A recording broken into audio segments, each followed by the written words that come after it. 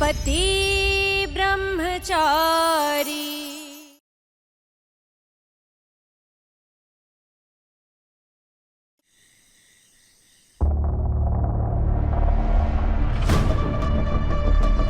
നിങ്ങൾ എല്ലാവരും എന്താ ഇങ്ങനെ പ്രതിമകളെ പോലെ നിൽക്കുന്നത്? അനിയൻ ഇഷയാണ് വിവാഹം കഴിച്ചിരിക്കുന്നതെന്ന് അമ്മ അറിഞ്ഞാ പിന്നെ എന്താ ഉണ്ടാവുക? കാരണം അമ്മയ്ക്ക് ഇഷയോടുള്ള വെറുപ്പ് വെച്ച് നോക്കുമ്പോ വേറെ ആരോടും ഇതുപോലൊരു വെറുപ്പ് ഉണ്ടായിട്ടേ ഇല്ല. നാശം പിടിച്ചവള്. അവളുടെ തലയിലെടുത്ത് എന്തായാലും നന്നാവില്ല. അവൾ അനുഭവിക്കാൻ കിടക്കുന്നേ ഉള്ളൂ. ഇതെല്ലാം ഐഷ കാരണമാണ് സംഭവിച്ചത്. എന്തെങ്കിലും ഒരു ദിവസം അവൾ ഇതുപോലെ അപമാനിക്കപ്പെടും. എന്നാലേ ഞാൻ അനുഭവിച്ച വേദന എന്താന്ന് അവൾക്ക് മനസ്സിലാവും. ഇതിപ്പോ ആരും പറയണ്ട.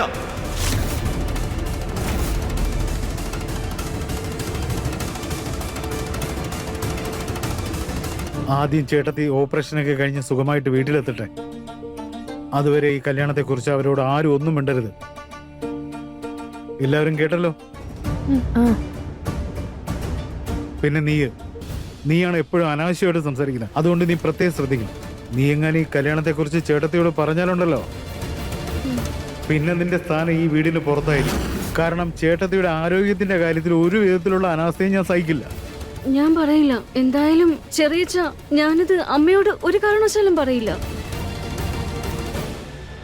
ഇത്രയും ചൂടുള്ള വാർത്ത കയ്യിൽ വെക്കണോ? ഇത് വയറ്റിനകത്ത് കിടന്ന് തിളച്ചു മറിഞ്ഞ് എനിക്ക് ഛർദിക്കാൻ വരുമല്ലോ. ഇത് എത്ര ചെവികളിലെത്തിക്കുന്നു അത്രയും നല്ല രസമായിരിക്കും.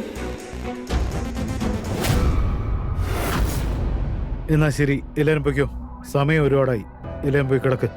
ശരി, ഓക്കെ. ശരി.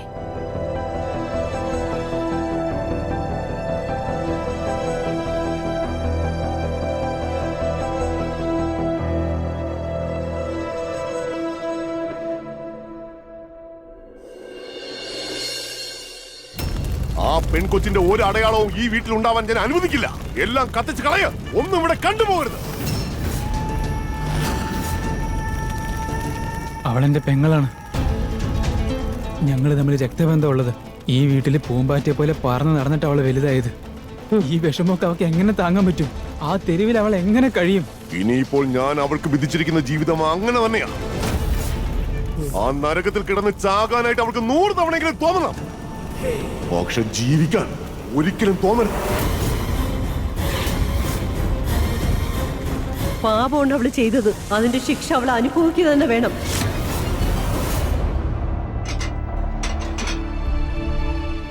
വീട്ടിലുണ്ടായ സംഭവത്തിന് ശേഷം ഇതുവരെ ഇഷ ഒന്നും കഴിച്ചിട്ടുണ്ടാവില്ല. ചിലപ്പോൾ വിശക്കുന്നുണ്ടെങ്കിലോ?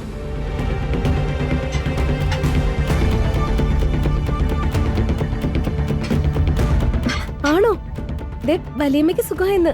കാവ്യ, അമ്മയുടെ സർജറി ഒരു കുഴപ്പമില്ലാതെ നടന്നു. എല്ലാം ഓക്കെ ആണെന്നാ ഡോക്ടർ പറഞ്ഞത്. ഇപ്പൊ റെസ്റ്റ് എടുക്കുകയാണ്. എന്നാലും നീ എല്ലാരോടും വിവരം പറഞ്ഞേക്ക്. കേട്ടല്ലോ? ആ ശരി. കേട്ടല്ലോ ചേട്ടാ. ഇതൊക്കെ നടന്നത് ചേട്ടനുള്ളത് കൊണ്ട് മാത്രമാണ്. നിനക്ക് ആവശ്യം പണമല്ലേ? പക്ഷെ അതിന് പകരമായിട്ട് നീ ഈശയെ വിവാഹം കഴിക്കേണ്ടതായി വരും.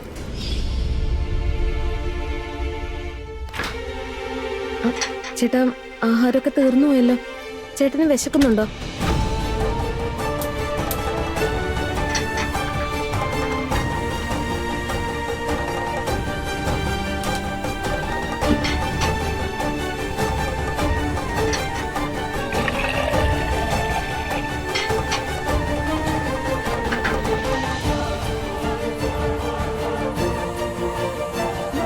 ചേട്ടൻ രാത്രി പാല് കുടിക്കാറില്ലല്ലോ? അതെ.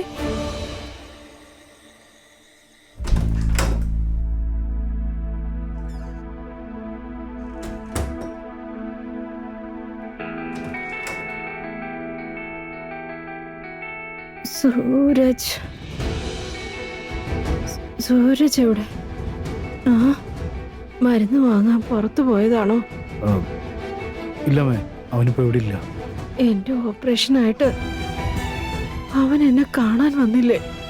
അങ്ങനെ വരാൻ വഴിയില്ലല്ലോ. എന്റെ അമ്മേ, നിങ്ങളെ കൊണ്ട് നോക്കിയേ. നിങ്ങൾ റെസ്റ്റ് എടുക്ക്. ഇപ്പൊ ആവശ്യത്തിലധികം ചോദ്യവും ഉത്തരവും ഒന്നും വേണ്ട. ഡോക്ടറും മിണ്ടാതെ റെസ്റ്റ് എടുക്കാനല്ലേ പറഞ്ഞത്. മതി. ഇതാ ഇത് കുടിച്ച് വാറക്ക്. പതുക്കെ പതുക്കെ വാർന്നേ. ആ അങ്ങനെ കൊള്ളാം. ഇതാ കുറച്ചുകൂടെ കുടിച്ചേ. ആ ആ, അങ്ങനെ തന്നെ.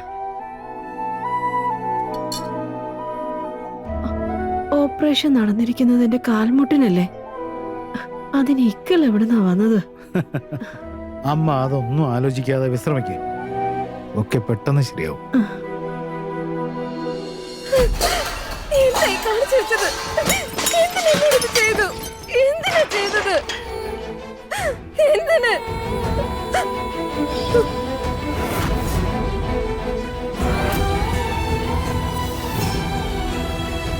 എന്തിനാ എന്റെ ജീവിതം തട്ടിപ്പറിച്ച് വേറൊരാൾക്ക് കൊടുത്ത്?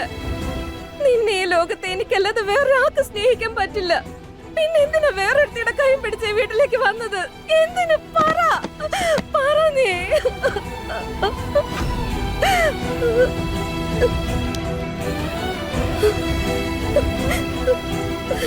പറ.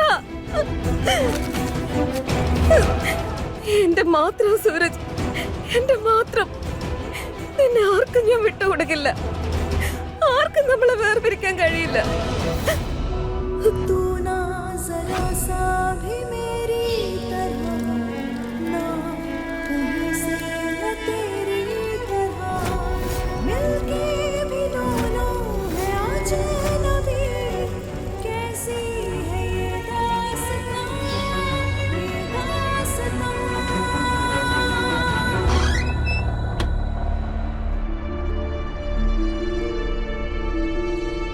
ഇനിയും എത്രത്തോളം അധപ്പതിക്കാനാണ് നിന്റെ ഉദ്ദേശം? ഒരു പെൺകുട്ടി അവളുടെ അനുവാദമില്ലാതെ കല്യാണം കഴിക്കുന്നതിന്റെ അർത്ഥം നിനക്കറിയാവോ? 3 പെങ്ങന്മാരുണ്ടെന്നുള്ള കാര്യം നീ മറന്നുപോയോ? സൂരജ് വേണ്ട, നീ ഒരിക്കലും എന്നോട് ഇങ്ങനെ ചെയ്യില്ലെന്ന് എനിക്കറിയാം.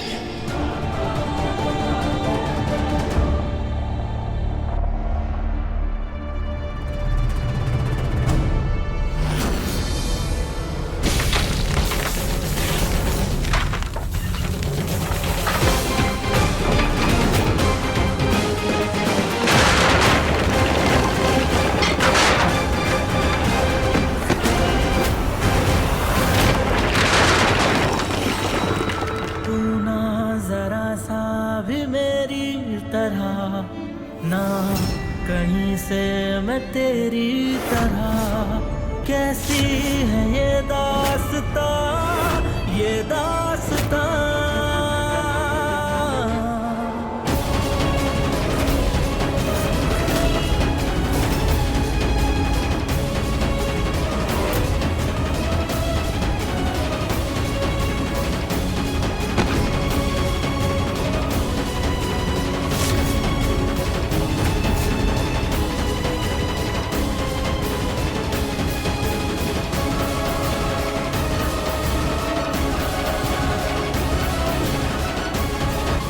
അതിനുശേഷം ആ പാല് ഗ്ലാസ്സിലാക്കി കൊണ്ടുപോയി. എന്താ?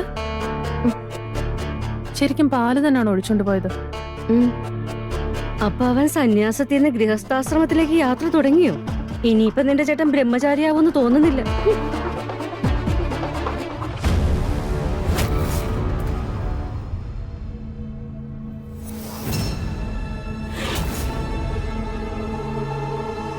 എന്തിനാ മാറി നിൽക്കുന്നേ?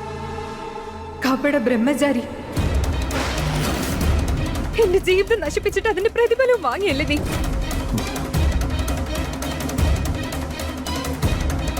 എന്നാ വന്നോ, എന്നെ മൊത്തം നശിപ്പിച്ചോ. നീ എന്തായി ചെയ്യുന്നത്? എന്തൊരു അഭിനയോ! എന്നെ ദുഷ്ടലാക്കോട് കൂടി നോക്കാം, പക്ഷെ എന്റെ കണ്ണിൽ നോക്കാനുള്ള കഴിവില്ല. ഒരു പെണ്ണിന്റെ സിന്ദൂര രേഖയിൽ ബലമായി സിന്ദൂരം തൊട്ടിട്ട് അവളെ ബലമായ അഗ്നി പ്രദക്ഷിണം ചെയ്യിപ്പിച്ചിട്ട് ഇനിയിപ്പോ അവളുടെ കൂടെ ആദ്യ രാത്രി ആഘോഷിക്കുന്നതിൽ നിന്ന് മാറി നിൽക്കുന്ന എന്തിനാ? ആദ്യം നിന്റെ മുഖത്ത് നിന്ന് ഈ കപട ബ്രഹ്മചാരിയുടെ മുഖം മൂടി ഒന്ന് മാറ്റി വെക്ക്. എന്നിട്ട് എന്ത് വേണമെങ്കിലും ആയിക്കോ. പ്ലീസ്, ദയവായി നിന്റെ സാരി എടുത്തൊന്ന് ഉടുക്ക് പ്ലീസ്. ഓ, മുഖംമൂടിയുടെ പുറകില് വേറെയും മുഖംമൂടി ഉണ്ടല്ലേ?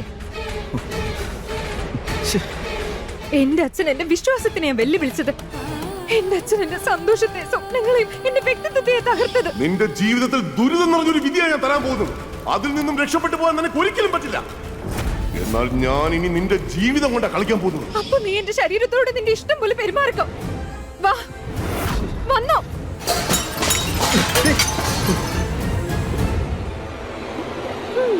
ഒന്ന് പതുക്കെ. അപ്പോ നമ്മുടെയൊക്കെ സൂര്യൻ അസ്തമിച്ചു, ബ്രഹ്മചര്യ വ്രതം അവസാനിച്ചു. ആ പിന്നെ യക്ഷിയും കാണാനത്ര മോശക്കാരിയൊന്നുമല്ലല്ലോ. കേട്ടിട്ടില്ലേ, അപ്സരസുകളുടെ മുന്നിൽ വലിയ വലിയ മഹർഷിമാർക്ക് പിടിച്ചു നിൽക്കാൻ പറ്റിയിട്ടില്ല. ഏട്ടനൊരു സാധാരണ മനുഷ്യനല്ലേ, അല്ലേ? മാത്രമല്ല ഒന്ന് മിണ്ടാതെ ഇങ്ങോട്ട് വന്നേ, പറഞ്ഞോട്ട് വരാൻ. ഇവിടെ എന്തേലൊക്കെ പറഞ്ഞോളൂ. ഒരു സ്ത്രീക്ക് പുരുഷൻ എന്ന് പറയുന്ന ഒരു മൃഗത്തിന്റെ മുന്നിൽ എത്ര ദുർബലയാകേണ്ടി വരുന്നു, ഇതെനിക്ക് ഇന്നാ മനസ്സിലായത്. ഇഷ, നീ എന്നെ തെറ്റിദ്ധരിച്ചിരിക്കണമെന്നും മാറി നിൽക്ക് പ്ലീസ്. മതി നിന്റെ അഭിനയം. ആളും കൊണ്ട് വന്നിരിക്കുന്നു. എന്റെ ഇത്രയും അടുത്ത് വന്നിട്ട് ഇപ്പൊ ഞാനാ തെറ്റിദ്ധരിക്കുന്നല്ലേ? ദയവായിട്ടൊന്ന് മാറി നിൽക്ക് പ്ലീസ്. ഇല്ലെങ്കിൽ എന്താ ഗുണ്ടായിസ് കാണിക്കോ എന്നോട്? എന്നാ കാണിക്കേ. तू ना जरा सा भी मेरी तरह ना कहीं से मैं तेरी तरह मिलके भी दोनों है അതെ, ഞാൻ ഗുഡ്. തല്ലും വഴക്കും വക്കാണോ അങ്ങനെ പറ്റുന്ന കാര്യങ്ങളെല്ലാം ഞാൻ ചെയ്യാറുണ്ട്. പക്ഷെ ഒരു പെണ്ണിന്റെ മാനം എന്താണെന്ന് അറിയാം, അത് രക്ഷിക്കാനും അറിയാം. മനസ്സിലായോ? ഇനിയെങ്കിലും ഈ രീതിയിലുള്ള പെരുമാറ്റം നിർത്തിക്കോ.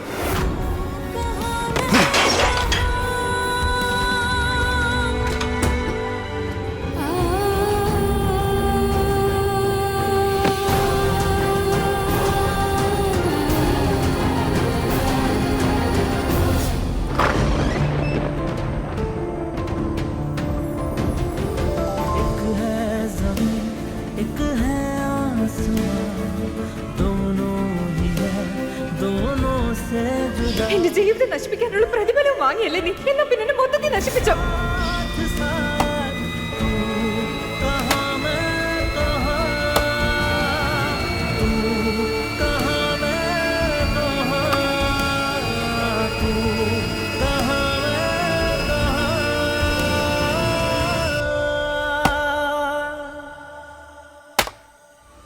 എന്റെ അച്ഛൻ എന്റെ വിശ്വാസങ്ങളെ വെല്ലുവിളിച്ച് അപ്പൊ പിന്നെ നീ നിന്റെ ഇഷ്ടത്തിന് പെരുമാറിക്കോ എന്റെ ശരീരത്തോട്. നിനക്ക് ആവശ്യം പണമല്ലേ, പക്ഷെ അതിന് പകരമായിട്ട് നീ ഈഷയെ വിവാഹം കഴിക്കേണ്ടതായി വരും. സൂരജ്, ഇത് തെറ്റാണ്. നീ ഒരിക്കലും എന്നോട് ഇങ്ങനെ ചെയ്യരുത് സൂരജ്, പ്ലീസ്.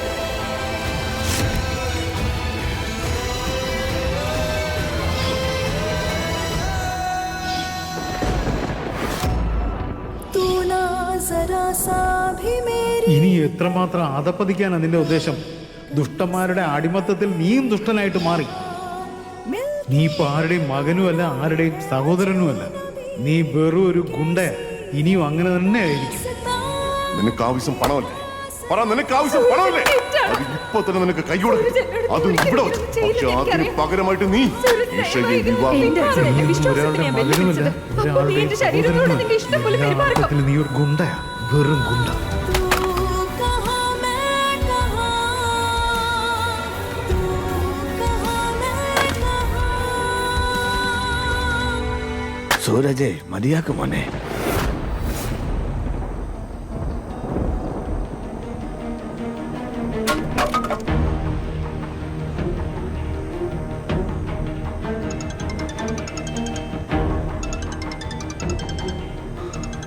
ചേട്ടനോ?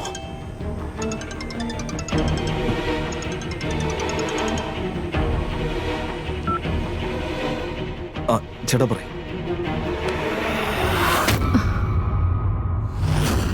എന്താടാ, നിനക്ക് ഇത്രയ്ക്ക് തിരക്കായി പോയോ? നിന്റെ വല്യമ്മയോട് പോലും കാര്യങ്ങൾ ഒളിച്ചു വെക്കാറായോ? വലിയ വലിയ അറിഞ്ഞെന്നാ തോന്നേ. വലിമേ, അത് പിന്നെ ഞാൻ എന്റെ ഭഗവാനെ, ഞാൻ തോറ്റു. എനിക്കെല്ലാം മനസ്സിലായി മോനെ. ആശുപത്രിയിലുള്ള എല്ലാ ചെലവും നീയാ തീർത്തതല്ലേ?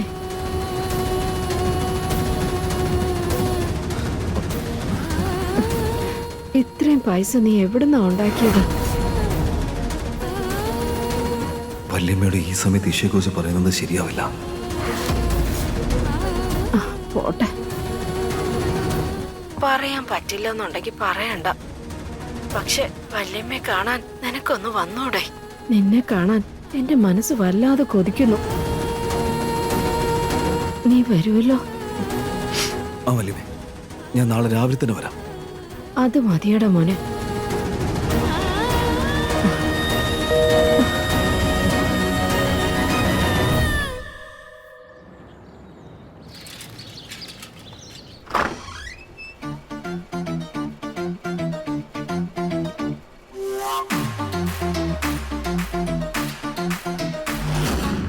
ഇത് റൂം തന്നെയാണോ? മൊത്തത്തിൽ ആക്രിക്കട പോലെ കിടക്കുന്നുണ്ടല്ലോ. ഇതിപ്പോ ഞാൻ എങ്ങനെ വൃത്തിയാക്കാനാ? സൂരജേട്ടാ, ചേച്ചി എങ്ങോട്ടാ നീ പോണേ? ചെല്ല്, വേഗം ടോയ്ലറ്റിലേക്ക് പോ. അല്ലെങ്കിൽ നീ വേറെ എവിടെയെങ്കിലും പോയിരിക്കും. ചുമ്മാ സമയം കളയും, പിന്നെ സ്കൂളിൽ ലേറ്റ് ആകും. പോ പോ പോ, വേഗം പോ.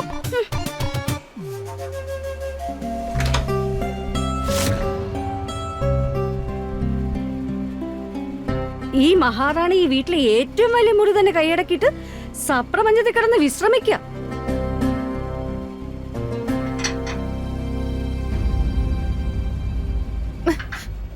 ആരാ മുഖത്ത് വെളിച്ചം അടിക്കുന്നേ? ആ കർട്ടൻ നിന്നിട്ട് എനിക്കൊന്ന് ഉറങ്ങണം. ആഹാ, ഇത് കൊള്ളാലോ. ഇതാണ് ആകാശത്തുനിന്ന് പൊട്ടി വീഴാന്ന് പറയുന്നത്.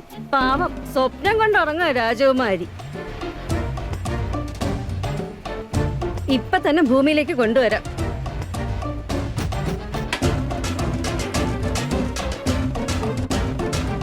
ഓ ഗോഡ്, എന്താ ഈ ചൂട്?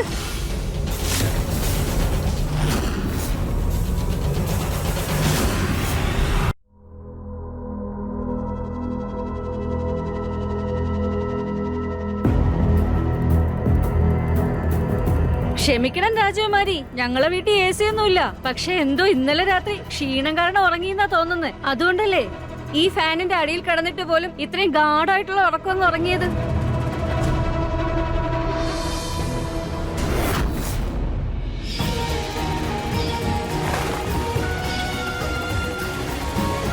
എന്റെ ഇഷ്ടമോള് എഴുന്നേറ്റോ? ഗുഡ് മോർണിംഗ് അച്ഛാ.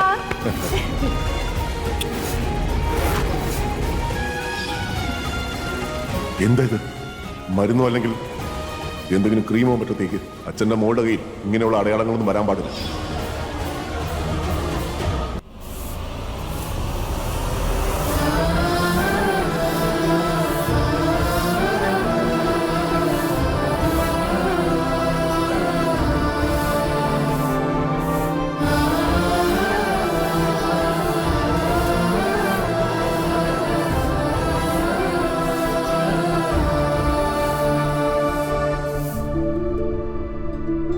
അപ്പോഴേ അനിയത്തി, ഒരു സൈഡിലേക്ക് മാറി നിൽക്കൂ. വേറൊന്നുമല്ല, ഇവിടേക്ക് അടിച്ചു വാരിയതിനു ശേഷം എനിക്ക് വീട്ടിലെ വേറെ പണിയൊക്കെ നോക്കാനുണ്ട്.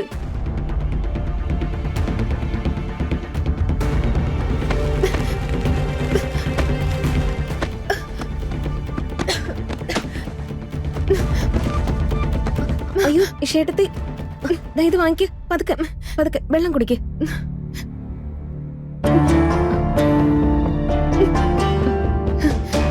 ഏട്ടത്തി ചുമക്കുന്ന ശബ്ദം താഴെ വരെ കേൾക്കുന്നുണ്ട്. അവർക്ക് കുറച്ച് വെള്ളമെങ്കിലും കൊടുക്കാറുന്നില്ലേ?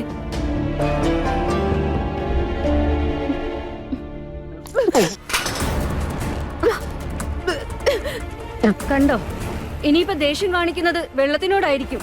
നമ്മുടെ വീട്ടിൽ ഇങ്ങനെയൊക്കെ വെള്ളമേ ഉള്ളൂ. പക്ഷെ വലിയ വീട്ടിലെ ആളുകൾക്ക് ഫിൽറ്ററിൽ നിന്നുള്ള വെള്ളം കുടിച്ചിട്ടല്ലേ ശീലം. കൊട്ടാരത്തിൽ നിന്ന് ഇറങ്ങിയെങ്കിലും രാജകുമാരിക്ക് ശീലങ്ങൾ മാറ്റാൻ പറ്റുമോ? അല്ല, ആ ഗ്ലാസ്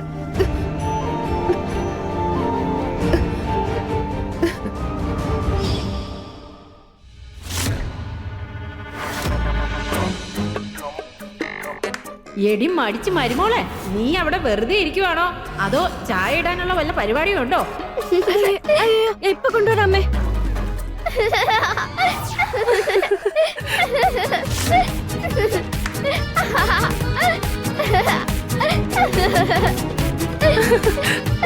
നിന്നെ ഞാൻ ഇപ്പൊ ശരിയാക്കി തരാടാ. നിക്കടാ, നീ എന്നെ കളിപ്പിക്കാറായോ? അത്രയ്ക്കായോ നീ? സാരമല്ല, അവൻ കുട്ടിയല്ലേ ഏട്ടത്തി. മുത്തശ്ശിയുടെ ഭരണം നമ്മുടെ വീട്ടിൽ അവസാനിച്ചോന്നറിയാൻ ഞാൻ വെറുതെ ഒന്ന് ചെക്ക് ചെയ്ത് നോക്കിയതല്ലേ. നടക്കടാ, സ്കൂളിലേക്ക് പോവാൻ നേരമായി.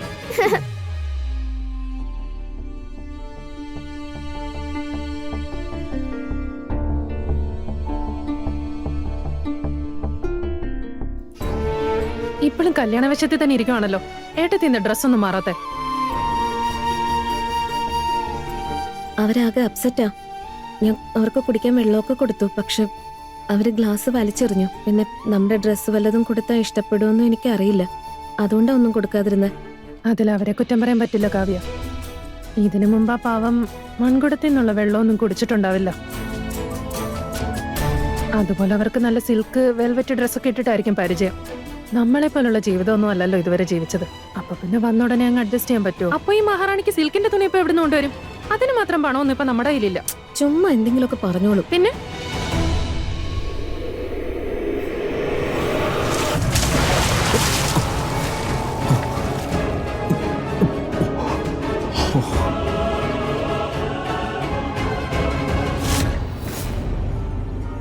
വിദ്യ, നീ എന്താ ചെയ്യുന്നത്? നിനക്കെന്താ ഭ്രാന്ത് പിടിച്ചോ? ആ?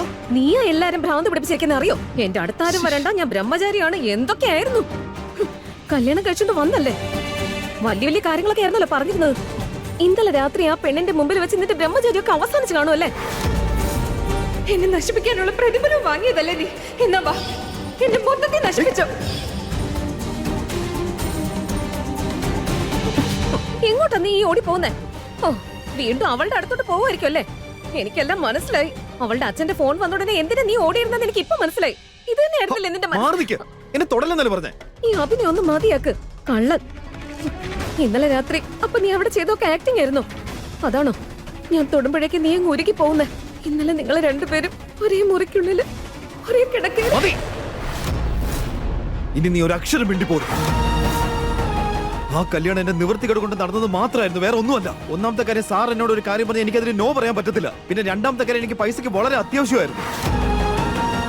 സൂരജ് വേണമെങ്കിൽ അവൻ അവന്റെ ജീവൻ കൊടുക്കും, പക്ഷെ ബ്രഹ്മചര്യം ആർക്കും മുമ്പിൽ അടിയറ വയ്ക്കാൻ നിൽക്കില്ല. മനസ്സിലായോ?